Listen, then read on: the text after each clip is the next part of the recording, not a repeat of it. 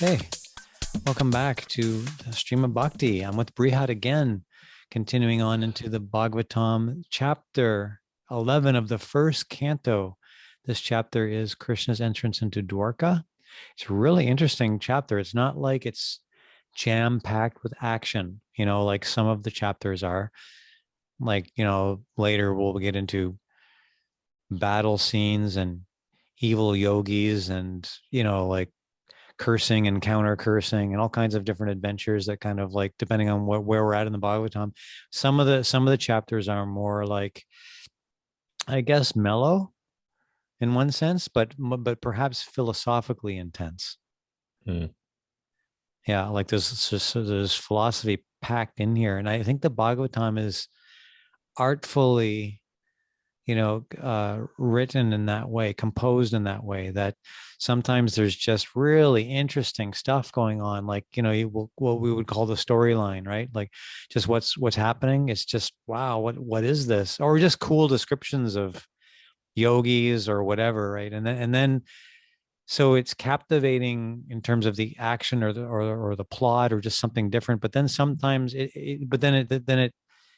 it turns towards like introspective prayers by great sages or now Krishna entering into this city and just basically pretty mellow events that are happening, but it's intense in terms of philosophy.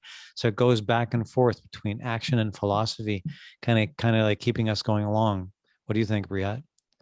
Uh, yeah, I agree. I was also thinking that, like, how the news is generally not good news, but reading a chapter like this is actually, I think a lot of us would like our lives to be like this, a little bit. But in terms of, I guess, our entertainment, what we're used to, it's mostly like fantastical things, and which the Bhagavatam has a lot of, but this is also like it's just really like kind of sweet, the interactions going on, and it's mellow, but I think that that's actually what we would probably like our lives to be like a lot of the time. Yeah, it's a good point actually. Like the say news, for example, what sells is what's most dramatic and most heart Right. wrenching or most terrible. Right. And it would be great if it would get mixed. Keep our attention, great, but then throw some good stuff in there. Yeah. So this is this Yeah, is the this is the good stuff. yeah. I also wanted to say that uh, I'm here again. Um, I find it very enjoyable, and I'm discussing as much as possible because I know my time here is limited. So I'm trying to prolong my stay here as long as possible. I'm really grateful that you're coming on here, and we're taking our time going through this chapter, which is really good. I'm Yeah. liking it. So last time we were talking about, last time we started off with our conversation about cows, and I was wondering if he went and visited Oh, those cows. You got any cow story for us before we head into I this I chapter? I I did. I We actually have quite a bit because the members of our community that have cows, they got another cow, a bull actually, and he's really big, and he's one of the types of Brahmin cows from India.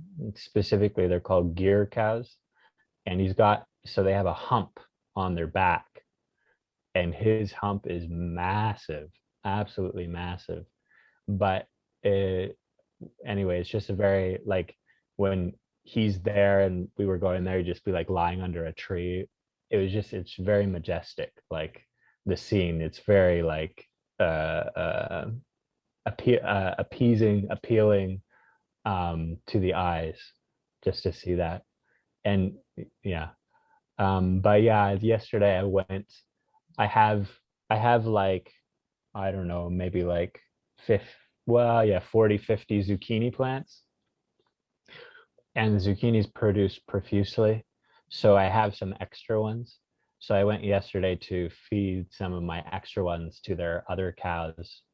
And uh, one thing was that there's a mother and a son, and that the two of them, they wouldn't eat them. They just like, they tried, they saw, and then the other three cows, they were totally into it, so you could see like the taste, the taste, and I guess it runs in the family. They were like, they saw the other cows that they were into it, like, and there's hasn't been rain here, so there hasn't been a lot of fresh food. So they like when they get vegetables like cabbage and stuff. So they were really into it.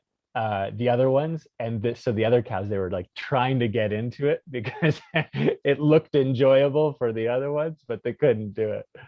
But there's one bull, he and we've done some like work with him plowing and stuff.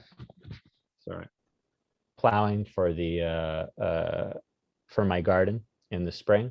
So I've done quite a bit of work with him, but he always comes over and he puts his neck up and he wants you to like scratch under his neck. He just like immediately he's like scratch me, scratch me.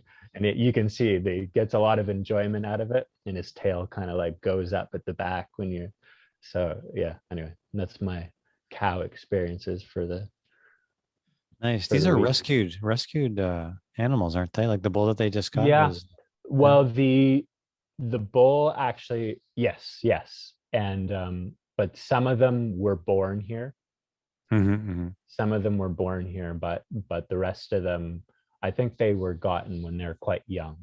mm-hmm, mm-hmm. And yeah. But Nice. yeah. All right, little dip into the mode of goodness there. Thanks, Brihat.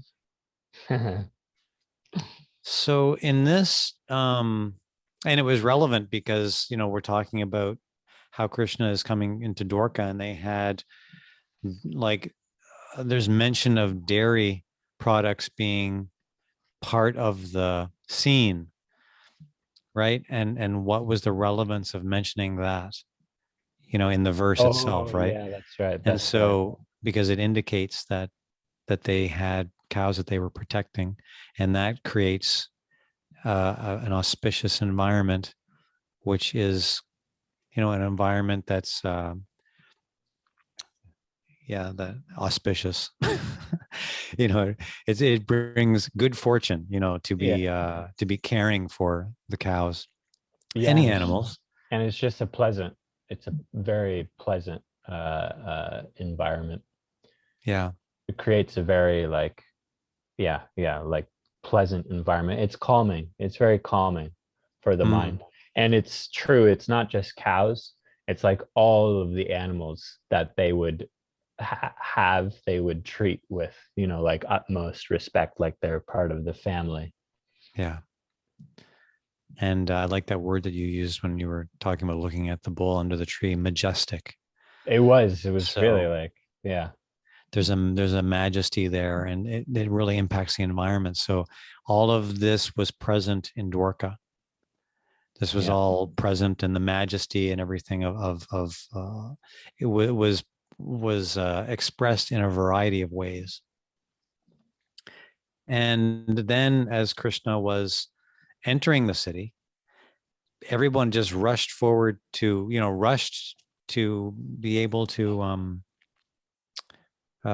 greet him there. This just reminds me of something that I'll just briefly mention it, but it's really like it's this is an expression of love, right? Like when somebody arrives and you're really looking forward to seeing that person, then you just drop everything, right? And Right. you just go. But I experienced something to the level that's described here in the Bhagavatam once, where there was a teacher who used to come to Vancouver quite often. His name was Sridhar Swami. He was a sannyasi, a great renunciant. And you wouldn't have met him because he passed away. Yeah.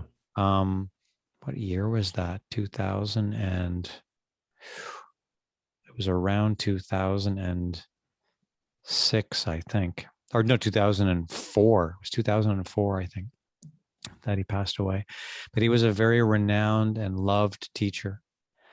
around the world in the Bhakti community. And so he decided, he had like a terminal illness, and he decided he wanted to travel to Mayapur in India, which is a spiritual heart of Bhakti, one of the main centers in India. He wanted to go there and leave his body, as we say, like, and he wanted his life to end in that place, surrounded in kirtan, and so he made that journey. And when he arrived in Mayapur, they had, which is a large community, like, now there's thousands and thousands of people there living there. At the time, in the mid 2000s, I guess there would have been, well, I guess many hundreds living there. And they had they had someone ready to make an announcement when he was, because he had to drive from the airport, like, I don't know, it was like 3-4 hour drive from the airport to get to this place. So he was coming in a taxi. And so when his car was spotted, they had somebody making it. I think they rang the bell. There was like a big bell that would ring, and it could be heard throughout the community. So when they spotted that, when it was known that he was approaching Mayapur itself, they rang this bell, and everybody rushed to the gate, just like is described here. And they received him, like hundreds and hundreds of people, as he kind of rushed forward to greet him there. And so it's a really kind of, it's a beautiful expression of love, and it's just a wonderful thing. And so when I hear these descriptions, I think about that event.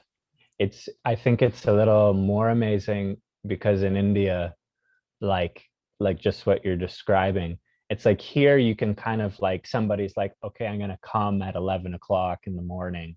And so you can kind of organize your day to like be free at that time. But in India, the plane's coming at this time. You have no idea when the person's actually going to make it.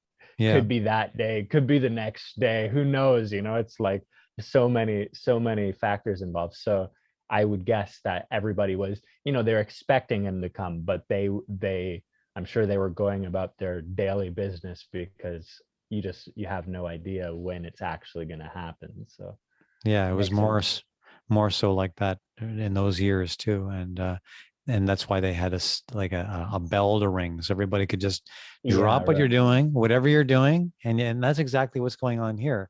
Like, and Krishna announces his presence outside the city by blowing his conch shell, right? So everybody's like, did we read that? He did blow the conch shell. Yeah, right. Yeah. So everybody's just they just drop whatever they're doing. And then they just go to the gate, because it's this like desire for the separation to be ended, the love wants the exchange of love to happen. And so we were hearing last week about how there was a verse describing how amongst the crowd that were coming out, there were also prostitutes that were coming to greet Krishna. And we spent some time talking about that and the significance of that, how we may judge people. We may judge people, because of their external circumstances, but we know nothing about where their heart is at, or how spiritually developed they are internally. And that doesn't necessarily match the outside circumstances that people find themselves in. And Prabhupada used the words tricks of chance to describe how, sometimes we just can't control how we get into a situation. And so this is a theme that kind of runs throughout the Bhagavatam as well, that you cannot, judge people according to the external situation. And it becomes extremely, like, that contrast is extremely illustrated in some cases, like in the case later on in the Bhagavatam where we what's that person's name who fought Indra? Do you remember that he's labeled as a demon, in Vitrasura. Vitrasura, yeah. So he's like this big evil guy, but at the end it turns out he's not. At the end, it turns out he's actually got a very pure heart, and it's just the circumstances that he was put in. And he ends up shining brighter than Indra because of his of the words that he speaks, and how they're filled with such purity and spiritual realization. It's like a shocker. And Indra is just like put aback. He's like, he doesn't actually know what to do anymore. Should I fight this person? Like, he's really bewildered. And so the Bhagavatam, we'll get to that eventually. That story, it's brilliant. I love that story. But there's these contrasts that happen throughout the Bhagavatam that make us question and challenges our the way that we perceive the world, and the way that we externally judge things and people. So this is really brought out here, I think, a relevant thing for our society. Maybe a raging demon, from the Bhagavatam doesn't hit like, a daily experience here. Right. But definitely, here these prostitutes are being glorified for their spiritual development and their love for Krishna. Any thoughts on that? I thought that you said that quite eloquently, and was quite satisfied with your description. Well, there's a little part here we didn't complete from that text, which was the story of Bilvamangala Thakur. Right. Oh, okay. Okay. Yeah, and that's actually mentioned in the commentary here by Prabhupada, and how there was this one famous prostitute named Chintamani. She's famous to this day. Right. And it's significant. The story, to illustrate it, I thought we might as well just narrate the story, because it's like when it's contained with a very interesting story, it sticks in the mind, right? Right. You want to? Is it fresh in your mind, the story? The story? Yeah. It is. I'm not a super good storyteller, so I'm not. Okay. Yeah.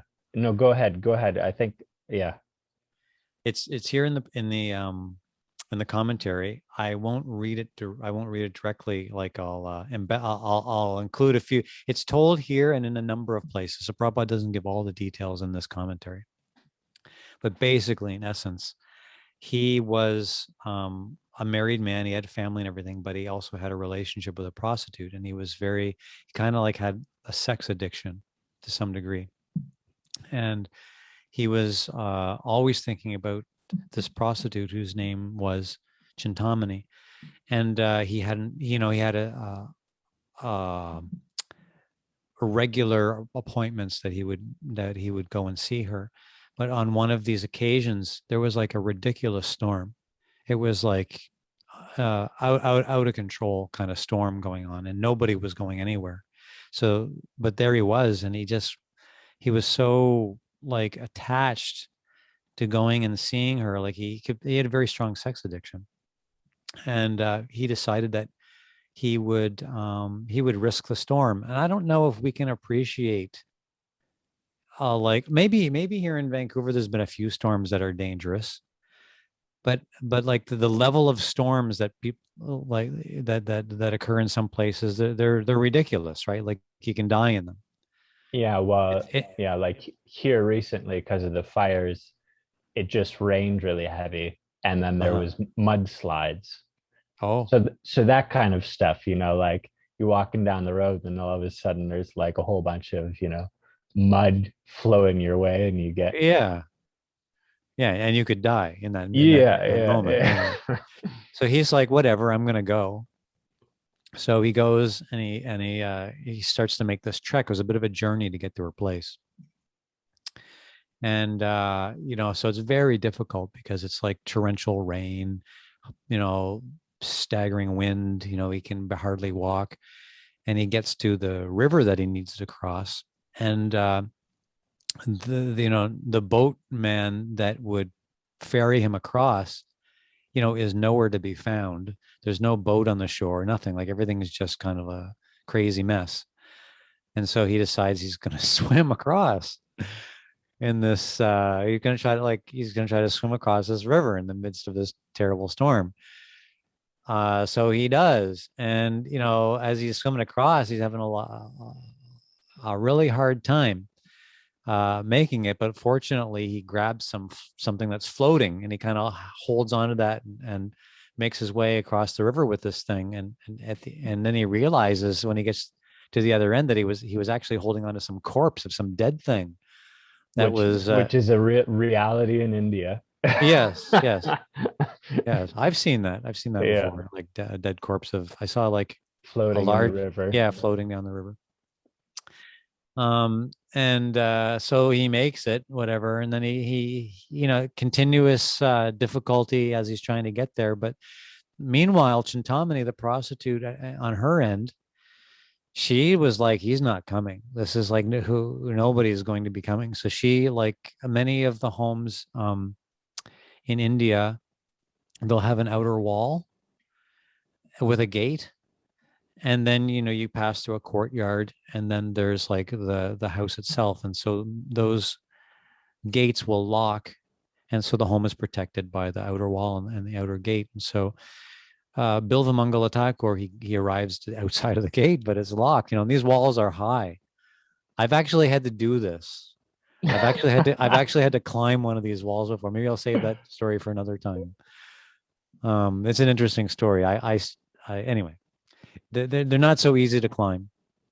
And so this one wasn't easy, and he grabbed onto some vine and quickly like pulled himself up, but it wasn't even a vine, it was like a snake. And so he had this encounter with a snake, and somehow or other he makes it over this wall, right? And then this story is totally extreme, right? So then he like lands in the courtyard floor or whatever, and he goes to the door, and he knocks on the door, and Chintamani opens the door and sees him there. Like, imagine what he looks like, right? After all of that, swimming through a river and climbing, encounter with a snake, whatever, wind, storm, there he is standing like drenched. And she looks at him, and she's astounded. Like, how is it that he's gone through all of that to come and basically just have sex with her? And she says to him in that moment, she says, if you had even a small amount of the will, of the desire to connect with the supreme, the divine, as you do to meet with me, just to have sex, you would be like such an exalted, pure person. Even if you had a pinch of the enthusiasm to develop your spiritual mind as you do to come and meet with me. And that hit him like a hammer. He was like, bam, like, because he actually came from a spiritual from a spiritual upbringing, you could say. He came from like a spiritually conscious community. And so when he heard that, he was stunned at the reality of it. It was so true what she had said, that his heart kind of like broke in that minute, and he was like, what am I doing? It's so true. And so from that moment, he began to transform his mind and his consciousness, and he became an acharya, a great teacher. And Prabhupada mentions in the commentary of the Vishnu Swami Vaishnavas, which is part of the history of our lineage. There's 4 great schools of bhakti traditionally, and he was one of the main teachers of one of them. He became, and he also became a famous author who wrote many incredible works, and he mentions Chintamani in those works occasionally as his guru. And so even though she was a prostitute, her spiritual purity penetrated his mind and transformed his life. So very interesting, beautiful story. I love that story. Yeah.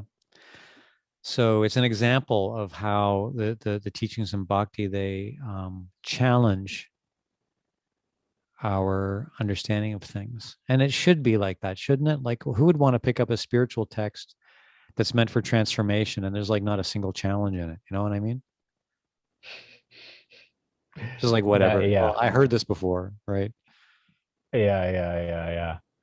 It wouldn't really line up, because the Bhagavatam is presenting that there is like like the way that we're living now, the challenge is that we're not quite doing it right.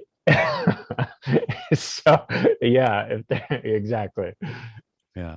Something has to be adjusted, right? In order to Yeah, make the best use of this life. And if yeah, we knew what it was, we'd probably be doing it. yeah, exactly. So, Yeah. yeah, good point. Yeah. So that's that. That's that story. And so I don't know. That's an easy go-to. It's an easy go-to having that story in mind. We can like, Mhm. Yeah, definitely. It seems like you get a lot of it in it's inspiring for. yeah. So we could should we carry on? That was like that we kind of ended Yeah, the yeah, commentary please. on text Sure, 19. This is text 20. sure.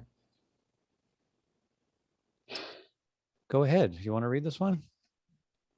So, yes, the expert dramatists, artists, dancers, singers, historians, genealogists, and learned speakers all gave their respective contributions, being inspired by the superhuman pastimes of, of Krishna. Thus, they proceeded on and on. Did you want to read that commentary at all? Well, there are some interesting things. It's quite long, so maybe we can pick some of it. Before we do, I feel that there's a theme here in these texts that we're reading. We're moving on from the. It's basically covering the gamut of society Yeah, and how that every single person, no matter where they are or what their offering is to society, um, has a important contribution to make to the spiritual community, right, right. which basically we all are. We may not be organized. The world may not be organized in terms of a spiritual community, like focused on our spiritual contributions. As we've discussed before, we're more like of a community, focused on everyone's economic contributions. Yeah, So that shapes society differently than when society is shaped around the spiritual contributions. So, but as it was done in the time of the Bhagavatam. And so this is giving us a glimpse of how all of these people were valued according to their contributions to society. And it wasn't economic. And that's kind of where we're getting into with the commentary here. I think that's very like it's a good point that you can see all of these things they exist, like dramatists, artists, dancers, like they still exist in our current society, but depending on the purpose behind it, like if it's meant to be, if people are doing it as a spiritual contribution to society, or if they're doing it as a, if it's being calculated as an economic contribution to society, it can look very different. Yeah. And I know personally, one thing that struck me was when I heard like some of the buildings in Europe, specifically, I think the like the churches and things like that, some of those buildings they took generations to build. So it's Yeah. like you'd be building it, but you wouldn't even see the completion. It'd be a couple generations down the road. But when you look at some of those buildings, they're very like, inspiring. Like it's amazing, like some of the architecture. Whereas now everything's an economic calculation, and you can see what it's done. Like you you don't see so many buildings that are really like that inspiring. And also, they're not going to be around in like 1,000 years time. Most of the buildings now, they last, maybe 100 years, if that. It's just so when the consciousness, and it's a consciousness thing, is around what we do, it's not that what we do necessarily changes, but the consciousness around it, when it changes, it changes the quality of it, Mm. generally speaking. This is a really great point. And it just reminded me like uh, there was a time when I was living in Montreal. It was actually before I had discovered or, like anything about Bhakti. But I was living in Montreal one time, and I used to like to go to Old Montreal. And Okay. in Old Montreal, there's this massive cathedral, Right. It's a famous one. Notre Notre Dame. Dame. Notre Yeah. Dame. Yeah, that's yeah. And I used to just sit in there sometimes, Okay. and it was like, whoa, like it's really cool. It's like that's some inspiration, like Yeah. some like, yeah, yeah, And that's a result exactly what you're saying. It's like there was it was made for that purpose. It right, was not made right. for like an economic end per se. It was like it was made to inspire, and they succeeded. I mean, you sit in there, it's like, wow, it's just so amazing, the atmosphere in there. Yeah. And the people involved would, potentially would have had to been like, I'm doing this as like an offering, and I may not even see the result, Yeah, yeah, yeah, but they felt there's some satisfaction in that, doing this as a and that's the spiritual consciousness, is that I'm doing this because I think that, it'll be of a spiritual benefit to society. Whatever the result is, that's something different. But I'm yeah, I'm doing this because it's the right thing to do. It's the way in which I feel I can make a positive contribution. So yeah. And this is actually yoga. yeah, and that's yoga. Yeah, That's another point I wanted to just bring out in this verse, is that in bhakti, the spiritual process, um, it's it anything can be used in the spiritual process. Anything can be used in bhakti. Whatever you do, you can do it, and it's simply a matter of the consciousness you do it in, and like, what is the result for? Is it for my own, or is it am I using it as a spiritual contribution, or does it have another purpose? And whereas many other spiritual processes you see, like the yoga, if you study yoga, these things aren't involved. It's just like you get rid of everything. And most spiritual processes, it's called what's the Sanskrit term for it? I guess anyway, nirvishesha. It's the idea of spirituality is maybe this oneness or nothingness. And so the idea is you get rid of all of these things at some point. But in bhakti, it's not that. It's that all of these things, they actually are part of the spiritual reality, and it's just a matter of the consciousness of the intention behind it. mm-hmm, mm-hmm.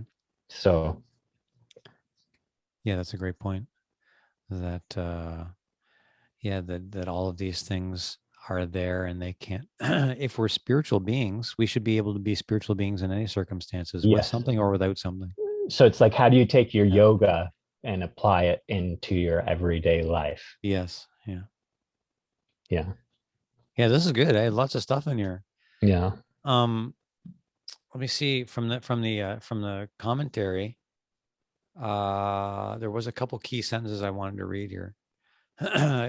Prabhupada says, it appears that 5,000 years ago, the society also needed the services of the dramatists, artists, dancers, singers, historians, genealogists, public speakers, etc. Let me see. I wanted to read about okay, I'll read this. There's so much here, right? I want to try to keep on a particular theme, but Prabhupada says that all of these belong to particular social status, and they became so trained in their respective families. This is traditionally how it was. So such dramatists, dancers, singers, historians, genealogists, and public speakers would dwell on the subject of Krishna's superhuman activities, excuse me, in different ages and millenniums, and not in ordinary events, nor were they in chronological order. All of the Puranas are historical facts described only in relation with Krishna. This is some history about the Puranas in different ages and times, as well as on different planets also. Therefore, we do not find any chronological order. The modern historians therefore cannot catch up the link, and thus they unauthoritatively remark that the Puranas are all imaginary stories only, because the way that we validate things academically is through chronology. That's the kind of method, one of the most dominant methods to establish, like history, or whether or not something actually was or wasn't. Does it fit into our timeline? Mm. And if it can't fit into the timeline and the theory with that timeline, then it's usually not accepted in the academic world. Right.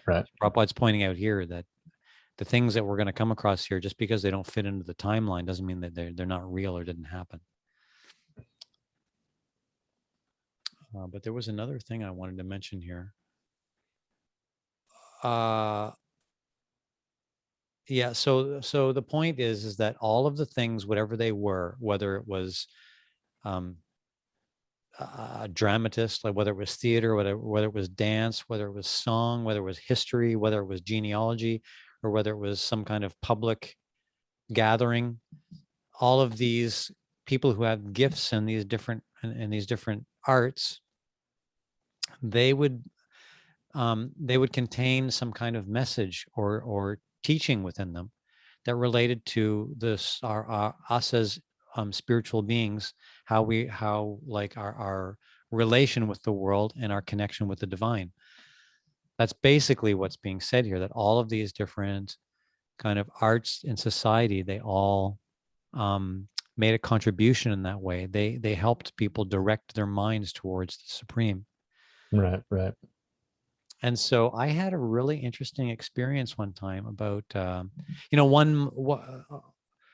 okay, so there was this, another great teacher that I'm very inspired by, who's still present. His name is Deva Amrita Swami. You know him as well. And I was attending a lecture of his at the University of Toronto. He gave a talk at the Rotmans, I think it's called the Rotmans Business College there, or business, whatever. And they also have a some kind of chartered accountants branch. Excuse me for not being familiar with how the University of Toronto is laid out, but they have like a pretty highly respected accountant program as well, certified accountant. And so he gave a lecture specifically to these accountants. So it was like a room full of people there specifically to become highly educated accountants. So he then as so what does accounting have to do with spirituality? Yeah, see, now this is case in point here, because he fits into the category of a public speaker. And so Prabhupada in the commentary is saying that, well, public speakers, they would make this link for people. That was their service to society, so that they could help them understand how their gifts, their talents, like people situated in the world, how they could use their abilities to further their spiritual development. So that's what Prabhupada is stating here. Mm-hmm. And so, okay, here is this public speaker, Deva Amrita Swami, now entering this realm of accountants. So, okay, what does it look like then? I was floored by what he said. It was so brilliant. In essence, I could never repeat it, but in essence, it was that, accountants, chartered accountants, and people who deal with and handle money are highly influential people in the world. People go to them for counsel on how to invest their money, what to do with their life savings, and not just like for retirement, but how to invest their money for profit. And so and money is very important to people. And so people spend their life energy, their lifeblood, making money, and they direct those funds that they acquire towards different investments or causes according to how they're advised by, say, accountants or people who are educated in finances. Just to validate that, I've been studying accounting, Yeah, and there's the, accounting for all the numbers, but the main part of it is that they have so many formulas for understanding trends, and exactly. accountants are understanding those things and giving those people information how to best use their money. Yeah, And that in turn shapes the momentum of society. Like where is the money? Where are all the resources being directed? Where are they being directed to? Right. right. So his point was that here they have such a wonderful opportunity to transform the world, to help people understand how to invest their money ethically, and to how to develop spiritual principles that will be good for the world, and to find ways that people can develop those hard-earned resources, how they can direct those hard-earned resources towards things that better the world, better the consciousness. And it was like, he went on and lectured on this for more than an hour, and everybody was like, wow, it was so inspiring. The whole thing was so uplifting. Hmm. And isn't that just exactly like to the point here? And this is like, honestly, like for it is, and for most, people, a spiritual teacher going into a realm of accountants, like it's kind of like you wouldn't think that there's going to be a connection. Yeah. Maybe the up to the point of like he's going to give us some advice how to have a more peaceful personal life, you know but no, it's like the teachings of bhakti, they are really about there's nothing that can't be connected for a spiritual purpose. And it sounds like he really elucidated it very clearly and in a very It was inspiring way. it was brilliant. He's one of the most inspiring public speakers I've ever Mhm. listened to. But he went on to do the same thing. They had a series of talks throughout the university, because there were some students who were into bhakti, and they had like they were integrated into the university, and they arranged for him to speak to a number of different groups.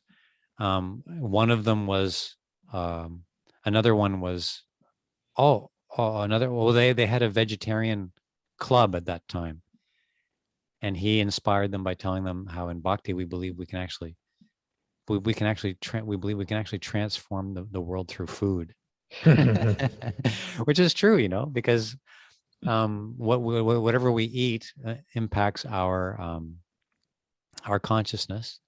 And in the practices of bhakti, there's a whole art of spiritualizing the food that we cook, and that positively influences our mind. So anyway, Yeah, no, it sounds like, he's making the point that we should be aware that whatever we're doing yes, at any point in the day, work, whatever it is, that it has an impact on our consciousness and on the consciousness of others. And so we try to do things in such a way that it's uplifting for our own personal consciousness and for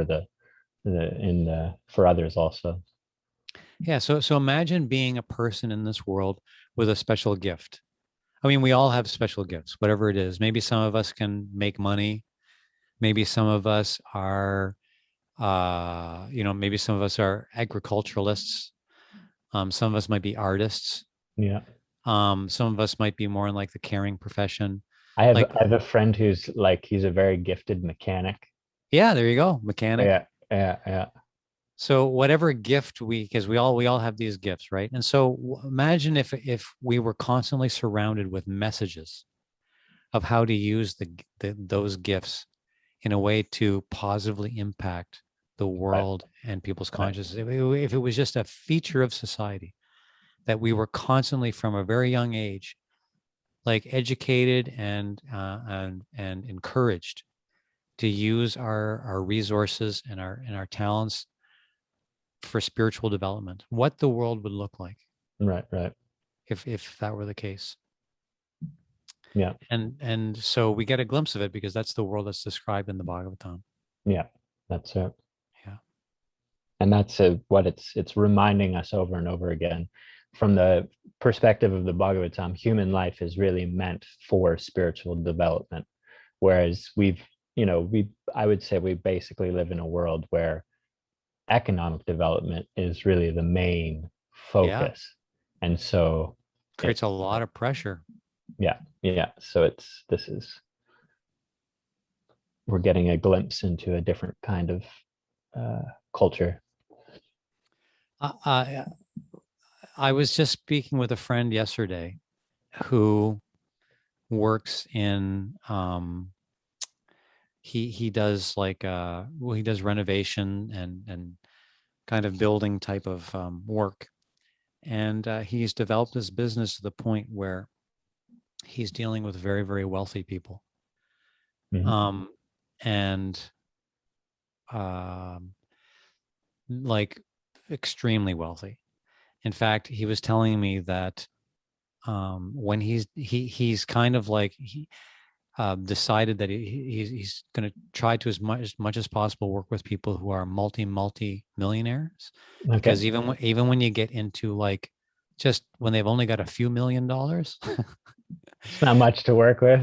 No, it's not that. This is like Okay. there's a little twist in this, that they're still stressed out.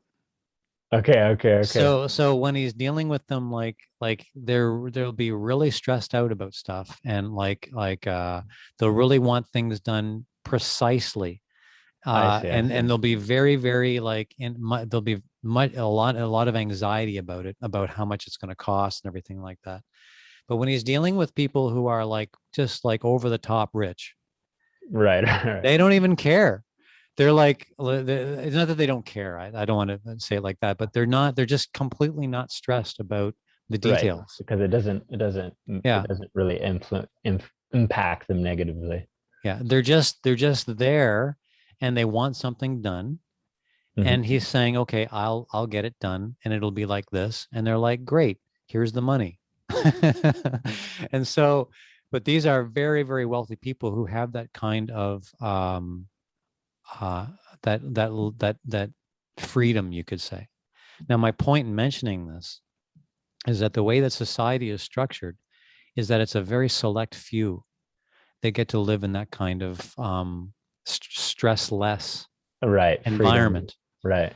freedom, where most of the population, live in existence far away from that kind of lack of economic stress, Right. Right. where actually it's a major problem for most people. I don't know what the probably 90% for sure, right? Like, And probably even more so in Vancouver with the yeah, with the cost of living and yeah. Then the contrast is extreme. yeah.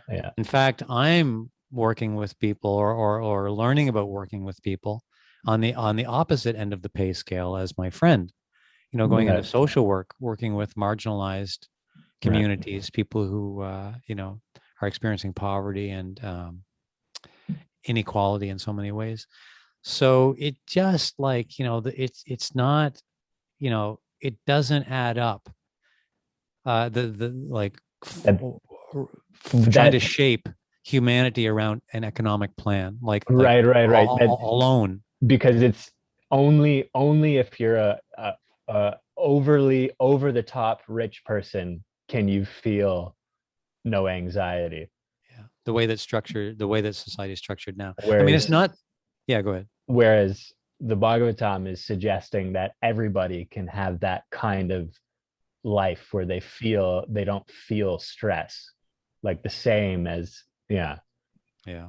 So it's I mean, quite they also had an economic system. It wasn't not like it wasn't there, but it wasn't the purpose of life. yeah.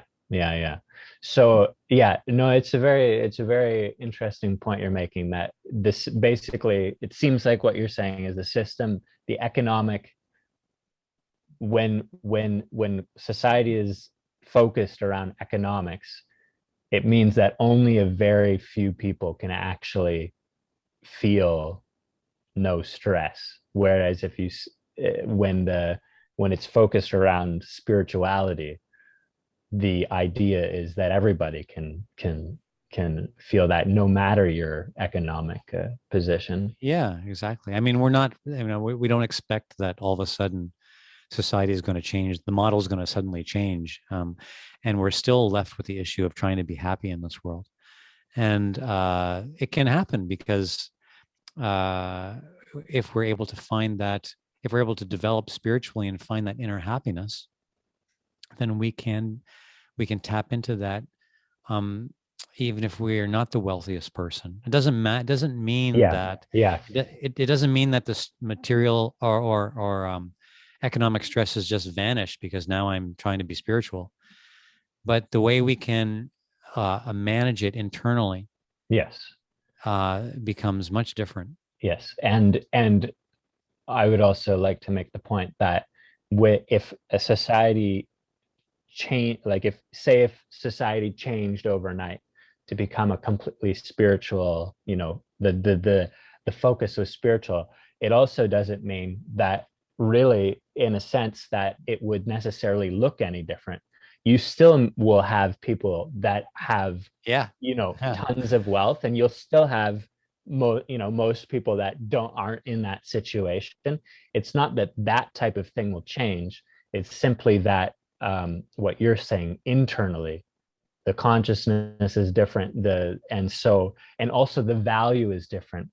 And so people, I think that's a big part too, is that if economics is pushed as the only value in society, then it also, that creates this kind of dissatisfaction. Whereas Mm.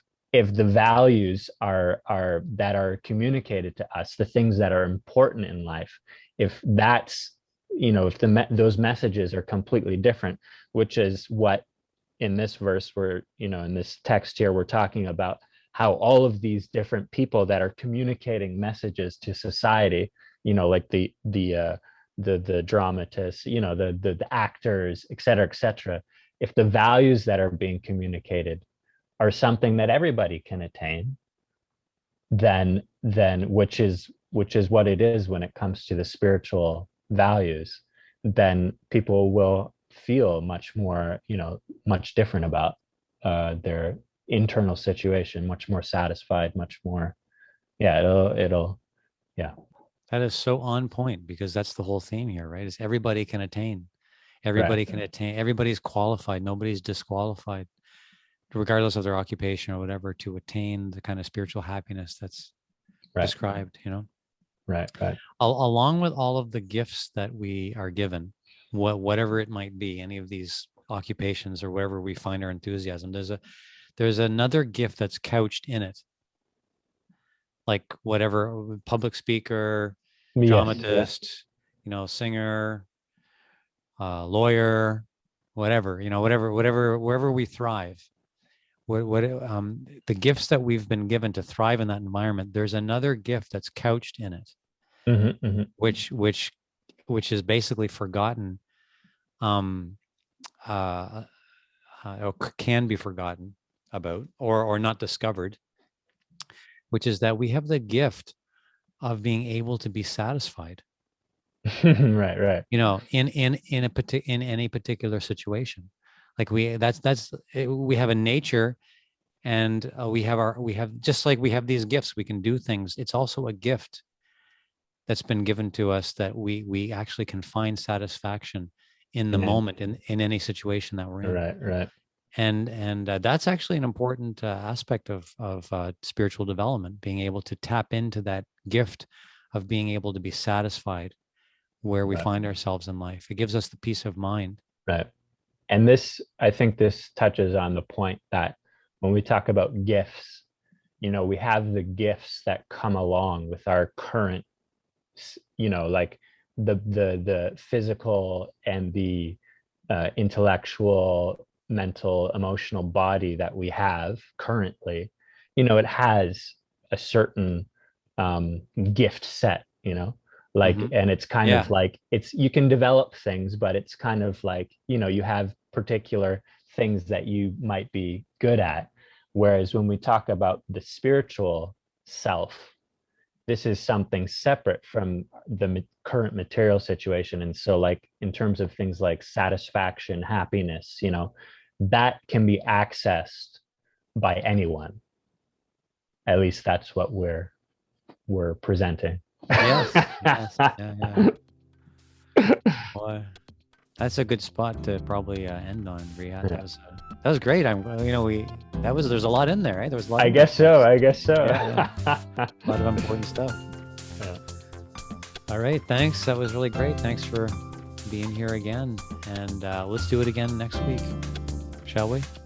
Yes, I'll be here. Okay, right on. See you then. Thank you.